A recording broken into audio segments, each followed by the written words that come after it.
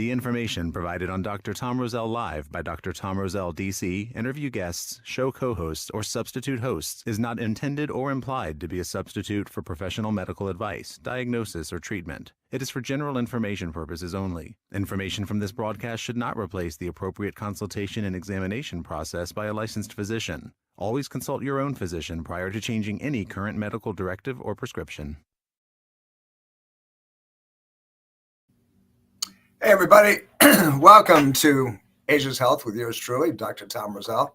Got another great program for you, as we always do, but we're going to be talking about a predictive situation that you can put your fingers on if you want to know how long you're going to be around, but more importantly, what's the quality of your life? How are you going to fare over many years? And so what we're talking about is something that, we kind of backdoor on an ongoing basis. I don't feel good. Why don't I feel good? Why don't I have the drive I used to have? Why don't I have the willingness to do whatever it is? It has to come down with something called our hormones. Oh my gosh, my hormones, right? Well, here's the deal. Your hormone levels, your balances of hormones, the body's ability to move forward is really a predictive pattern that may be based on what's going on inside your body. Well, I'm going to get into that. I know I'm confusing you right now, but let's take it down the pathway here. Hormones can predict your future health. Not only how you feel, but more importantly, how well you can function without disease, dysfunction, disharmony within your body. So pay attention, because this is super important. On the 19th of November, coming up at the Roselle Center for Healing in Fairfax, we're going to be doing a topic about exactly this: how hormones can predict your future health. And some of it has to do with your ability to conceive and so forth early on, but we're going to move that even further, because all of us at every stage of our life have hormones that we have to pay attention to. So let's get into the meat of this thing so you really get it, you really understand it, and you can start doing a self-analysis and then move that perhaps into other very objective, predictable markers. And your body tells a sign, whether it's muscle function and so forth. Before I get into the program, I want to remind you and think through this filter. Every muscle in your body has an organ system that it communicates with. It does that through the neurological network of the brain and the spinal cord and the 31 pairs of spinal nerve roots that you have. So here's what happens. You got these 31 pairs of nerves that come out and they divide. One branch goes to the muscle pattern, because that's how you can move things around and flex your arms and turn your head and do all those things, raise your legs. But another one goes to your organ and allows it to do what it's supposed to do. So if that nerve is not working the way it's supposed to, you got a problem. But here's the other piece. They communicate through the spinal cord, and the anterior portion of the cord is called the ventral cord. Now, many things can happen, but I just want you to get that relationship, organ, muscle. It's a very legitimate process, but unfortunately, there's not a lot of guys out there, other than the people in my world, in the applied kinesiological world, in the integrative medicine world, that really understand the intimacy. But what we're going to do is we're going to teach you that over a period of several weeks now, leading into the November 19th presentation at the Roselle Center for Healing. And as always, if you want to register, you go to drtomroselle.com, or you can go to rosellecare.com. But let's get into the meat and potatoes of this thing, because it's really important that you get it, that you understand it, that you can make a self-determination of what takes place. So the question becomes, can your hormone levels, regardless of this testosterone, whether it's estrogens, the different types of estrogens, progesterones, it could be adrenal-cortical stimulating hormone, it could be growth hormone levels. We have to have all of these at different parts of our life. They're there. They fluctuate in levels. How about thyroid hormone? Guess what's another hormone? It's called insulin. Insulin is a hormone. And so we have to put all these pieces of the puzzle together to really determine what is our longevity, what is our qualitative test for what our health is going to be. So we're going to talk about the role of hormones in our health and what that really means. But first, let's just talk about some basics on this process so you get it. Hormones absolutely 100% play a critical role, if you will, in predicting future health. Period. End of story. They certainly do. Now, if that's the case, how do we judge that? How do we make a determination? Well, there's a lot of things that we can do, from blood work and neurological evaluations and so forth. But let's talk about basics first before we get into that. So hormones can predict the capacity of your body to go the distance. Okay, hormones play a crucial role in predicting future health because they influence so many different body functions. So here's some of the ways that we can look at that. Let's talk about metabolism, straight up. Okay, there's several hormones that do that. Metabolism, like insulin, regulate blood sugar levels, which are essential for what? Energy levels and balancing patterns, dropping inflammatory levels down. If they get too high, they cause inflammatory levels. But also, we have to understand metabolic pathways and how they coordinate. So is there a marker? Are there markers that will look specifically at metabolic rates? Yes, one is thyroid function. Another one is your fight-flight system, your adrenal system, that thing we've talked about for so long, that HPA axis. So what else is there? Are there other pieces of the puzzle? Yep, there are. So how about growth and development? Okay, hormones, we talked about a little bit about the thyroid, but how about, the growth hormone that is stimulated, from the brain? Growth hormones are still there at all ages. They just kind of drop down, drop down, drop down. The rate of drop is critical. The need for it to be effective for repairing is critical.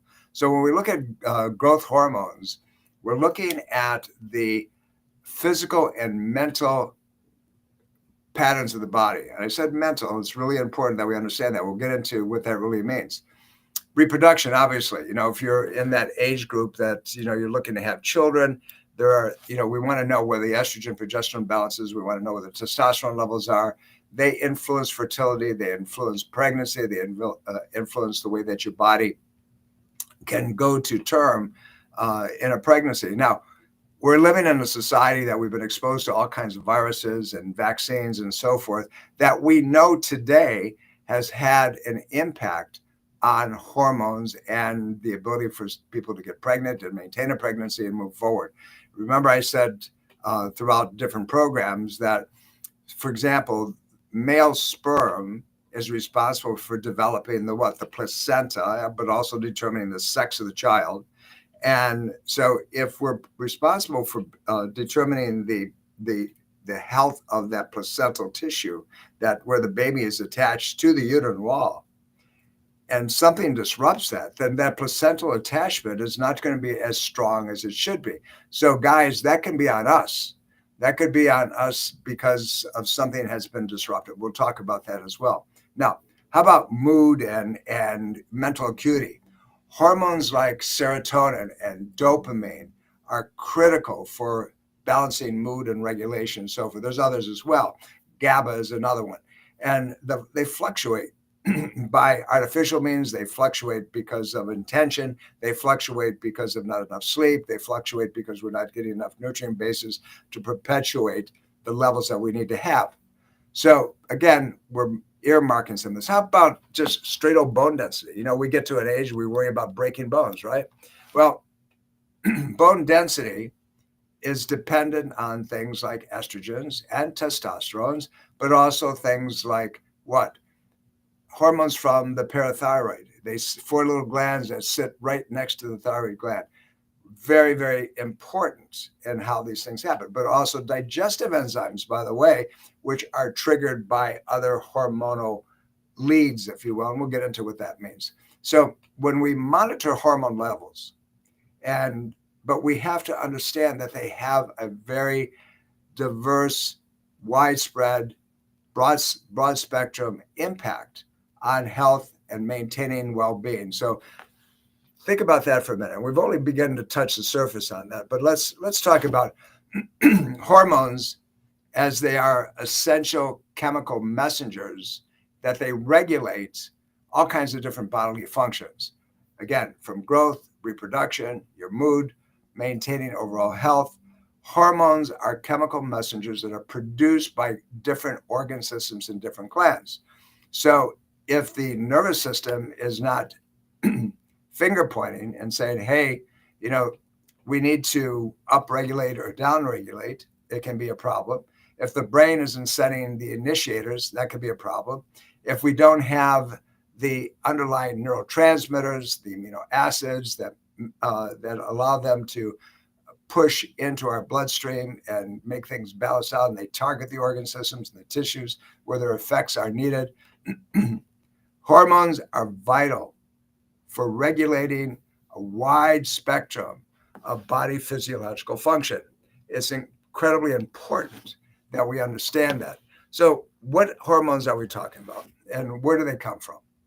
So your fight-flight system has to do with your adrenal system. There's these little glands that sit on top of your kidneys, and they help you fight the tiger. When that tiger's chasing you, you got to run or you got to fight, one of the two. So, but it also regulates salt and water balance within your body. And so when your adrenal system isn't working the way it's supposed to, that silly cortisol weight we talk about, that's really water retention. And if we burn that system out, meaning we're overwrought, we're pushing, and we wonder why we're putting in all this soft weight in our body, it could simply because that fight-flight system, that adrenal system is not working. It also produces something corticosteroids, which is an anti-inflammatory pattern.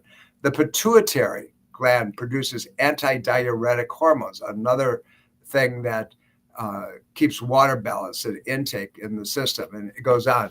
So there's a lot of different pieces of this puzzle that you really have to understand how it works. And that's what we're going to do. We're going to talk about these things relative to how they work together, right? So let's say that, for example, that your fight-flight system, your adrenal system isn't working the way it's supposed to. There are a lot of hormones that they're responsible for. Men, ladies too, particularly after you've gone through your transition, going through menopause, your adrenal glands are responsible for producing your estrogens, your progesterones, and your testosterones. A few other traces here and there, but they primarily go. But if you've been stressed out for years and you've been burning that system up because you needed the fight-flight cortisol pathways to protect you, guess what happens? When it comes to a place where you need those hormones, they're not there the way they should be. And all of a sudden you have that, that Western personal summers, the hot flashes that go back and forth. I don't feel good. My brain's not working the way it's supposed to. I'm putting on all this weight. I'm losing my hair. That's all a result of a burnout situation that has occurred over time. Now, so what's the thyroid related to? The thyroid gland is related to a lot of balancing. It produces thyroxine. It produces something called and triggers something called calcitonin because of its brother that sits there with it, which is that calcitonin parathyroid pathway. Now, I know this is a lot of stuff, but you have to really begin to understand the intimacy. So now we have the adrenal system, we have the thyroid, and that's all connected by a mechanism called HPA axis, hypothalamus, pituitary, adrenal. So we're going back to our friend, the adrenal system, right? So now we're going to go back up into the brain, and we're going to talk about pituitary reflexes. Well, the pituitary gland now stimulates a lot of different systems in the body. It stimulates what? It stimulates thyroid stimulating hormone. It stimulates the testicles and the ovaries by regulation of something called what? Luteinizing hormone and other feedback patterns that are there. Follicle stimulating hormones, ladies, for you, so you can ovulate, right? So, and there's diuretic hormones in the pituitary as well. So we have to understand this whole process. When we look at that HPA axis, we have to understand all the sidebar mechanisms. Now, we said a little bit that pancreatic enzymes, right? Insulin, which is a hormone, it has to be stimulated by something. That fight-flight system, that adrenal system, that corticosteroid that's there, which triggers it, it's called glyconeogenic pathway. And it tells the pancreas to produce insulin. So now I know I'm being very superficial with you, but it's really something that we have to start getting our heads around. If we want to know how well we're going to do over the years, there are very specific markers that we can order, that we can look at, that we can measure, that we can correct, if you will, if we understand what it is that we have to look at. It can't be a singularity, meaning this. You go to the doc and he says, well, your thyroid isn't working the way it's supposed to, so we're going to put you on Synthroid, T4, or a cousin of Synthroid. Now, that Synthroid is the primary hormone, but it's not the one that works. It has to be changed, if you will, into the form that body uses it. It's T3, and that's done in the liver. So if the liver's not working, then we have a problem. And there are other things that are associated with liver function that stimulate the pancreas through the insulin regulation and something called glucagon and somatostatin. These are all different hormones that are related one to the other. It's getting confusing, right? Well, let's make it simple. Let's make it easy. We know that if we measure certain androgens are your testosterones, your progesterones, your estrogens, they should be at a certain level all the time based on age. Do they come down a little bit? Absolutely. Thank God. You know, there's an old cliche that they talked about Jack Welch, who was the consummate CEO of GE for many years. And he had a reputation to be a little bit of a skirt chaser. And this reporter asked him one time, he said, Jack, he said, you're an amazing CEO. You've turned GE into this megapolis company that nobody really understands, but it's one of the most valuable companies on the face of the earth. You know, you've had a reputation over the years to be a little bit of a skirt chaser. He said, at your age now, he says, do you still have that push? And he looks, he says, thank God, no. He said, I never get anything done. Now, that was tongue in cheek, but here's the point. This is the whole reason that I brought that up, is that hormones do drop over a period of time. Now, but they shouldn't drop so exponentially that there's no appreciation or push or energy levels or cognitive dysfunction that comes about because of that. If something's not working, there's a reason for it not working. And you have to start with basic understanding of what the body should be doing. A man who is 65 years old and 70 years old should not have the drive sexually that a young boy who is 18. So there's a balancing act. There's a difference. A woman who is, at her hormonal peak in her early 20s should still have that when she's 60 to 70 years old. The body downregulates. Most of these things are based on nature's willingness and ability and drive to procreate. So we have to understand how all of this goes hand in glove over a period of time. But there are normal levels, and then there are abnormal levels. So we have to be able to measure those things, because if we get older and we don't have a good level of hormone function, then what we have no protection. Estrogens get too high because progesterone levels are too low because your adrenal system is not working. Then you have something called estrogen dominant, which is a predictor for certain types of cancers. Okay. If you're not producing enough insulin because that system is tired, now you're predictive of perhaps diabetic patterns or prediabetes, and they have an impact on the body globally, as you know, right? What happens if your thyroid's not working? If your thyroid's not working the way it's supposed to, it is likely that the parathyroid gland that sits next to it, the 4 little glands behind it that regulates calcium metabolism, aren't going to be working the way it's supposed to. So what's that problem for? That's called osteoporosis. You're going to break a bone. And we can go on like that. So how about the regulation of the heart? That fight-flight system that we talked about, there are hormones that are produced in the inner portion of the adrenal glands called catecholamines. And they help keep heart regulation way it's supposed to be. A lot of that afibrillation that doctors complain about. You got to do this. They want you to wear your monitors all the time. And oh my God, you're going to have clotting. But that often comes from a stress pattern due to a constant ongoing stress pattern on that fight-flight system, on that adrenal system. So when we know that, once you think that we should be able to tweak it, and the process is absolutely. On the 19th of November, Dr. Stephanie Pina, somebody who I have tremendous admiration for, is going to be talking about hormonal dysregulation and as a predictor of your health as time goes on. She's going to be very specific. We're going to be talking about it on the program over a period of the next several weeks. But I want you to understand that your hormones need to be at a certain balance. When you're 50, they shouldn't be where they are when they're 20. But when you're 50, they shouldn't be where they're at when you're 85 or 90 years old. And you can maintain a regulation. That drop doesn't have to be exponential, predictably all the way down to zero. It's one that can be modified and modulated, and you can get your life back.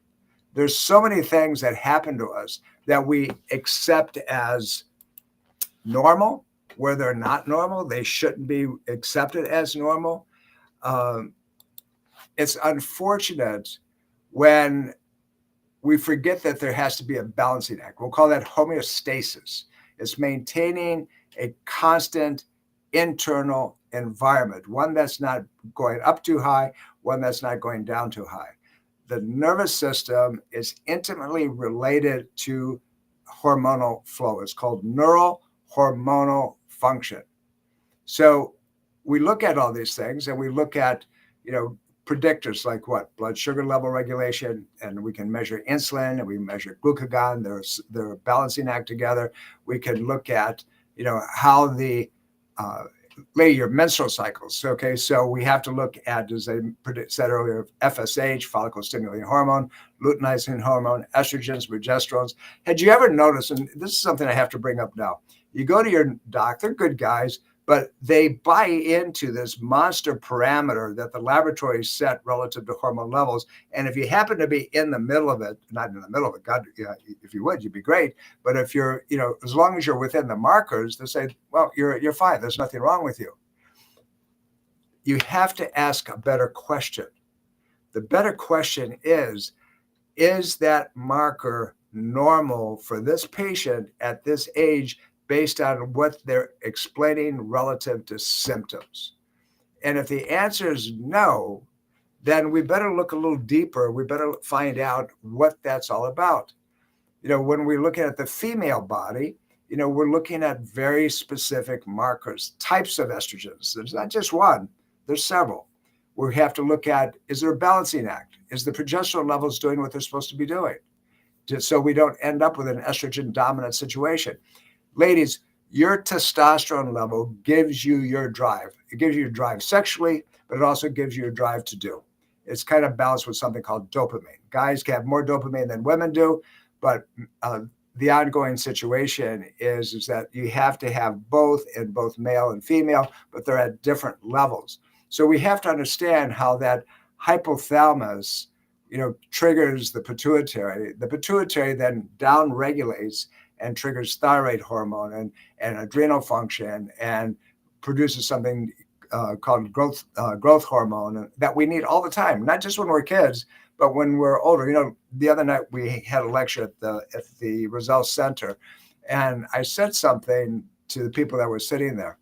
If you want to fix your body, if you really want to resolve things and not see degradation, deterioration, you need more of one substance as we get older than you do anything else. What's that one substance? It's called protein. 2 times in your life. One when you're young and you're getting older and growing and developing and adding muscle. And then one when you've gotten older and you're going to the other end. You're getting too old, right? You break down, and what do I expect for my age? And muscle deterioration, hormones that don't work, and so forth. It doesn't have to be that way if you understand it. And you don't have to take all kinds of drugs to get there. And we're going to tell you about that on the 19th. We're going to walk through it, and we're going to show you what you can do with supplementation, but we're going to show you what you can do with getting your body back to where it needs to be. If you've got that weight around your center section and it just doesn't seem to go away, why is that? What is responsible for making that happen? If you start seeing thinning of your hair, not like me, this is genetic.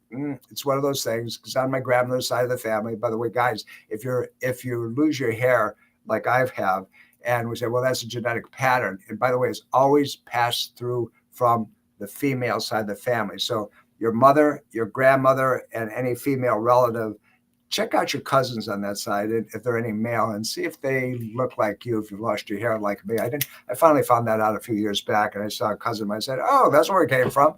Okay, but anyway, that's a sidebar. We have to make sure that we understand that this stuff is manageable. It's fixable.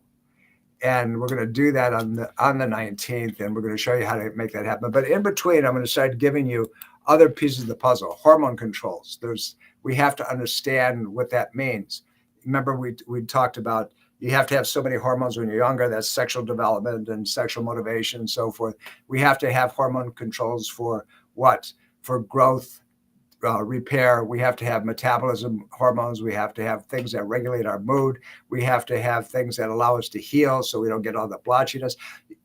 As you get older, those areas that look like you've been on too many blood thinners, but you say, I don't take any blood thinners. I don't take anything else. I should thin my blood. That has to do with your adrenal system. That has to do with cortisol levels. If your fight-flight system is not working, you're going to bruise. You can't repair. You can't heal the way you're supposed to. And you wonder, why does that happen to me? So, again, let's back up. What are the hormones? These are chemical substances, and they're created by your body to control all kinds of body functions and regulations.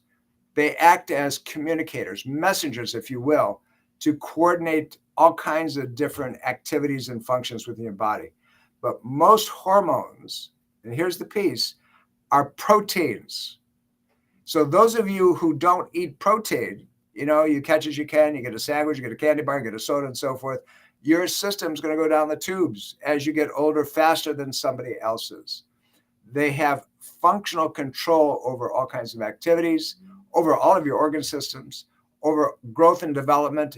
And that's even when you're older, because you have to repair, restore, and reproduce different patterns. Obviously, sexual characteristics and reproduction at that level, your energy level, storage of energy, mind that is clear and functional, and the ability to, believe it or not, they control your ability to see, the regulation of the pupil. If your hormones are off, your eyes are going to deteriorate. They're not going to be able to be protective as they should. So you notice how all of this is hand in glove. Join us on the 19th, and I promise you we're going to walk through this in a way that you really get it, you really understand it. We can give you tools, we'll give you things that you can do that will improve and make things better. It's important. Sometimes I think that we assume that we go from birth to death and whatever happens in between is serendipitous.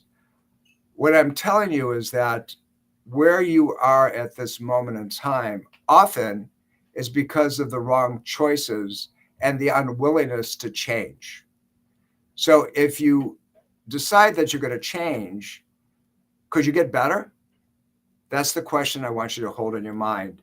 And as we go through the process of making very specific directives, you're going to say, can I do this? Can I shift? Can I change just a little bit? Can I make a difference? I'm going to show you how to do that. Do something very simple today. Take a look at your life habits. Write down, what's your food intake? Do it for a week, everything that goes in your mouth. Write down how often you actually go for a walk. Write down how often you stretch your body. Write down how often you're listening to all the nattering or the talking heads that are all around us today. Write down how often you react and you get irritated. I promise you, that's the problem. We're coming to the end of the program. Pay attention to what we're going to be talking about over the next several weeks, and then join us on the 16th. Remember, I'm here on an ongoing basis for one reason only. You deserve the data, but I love you very much. Talk to you later. Bye.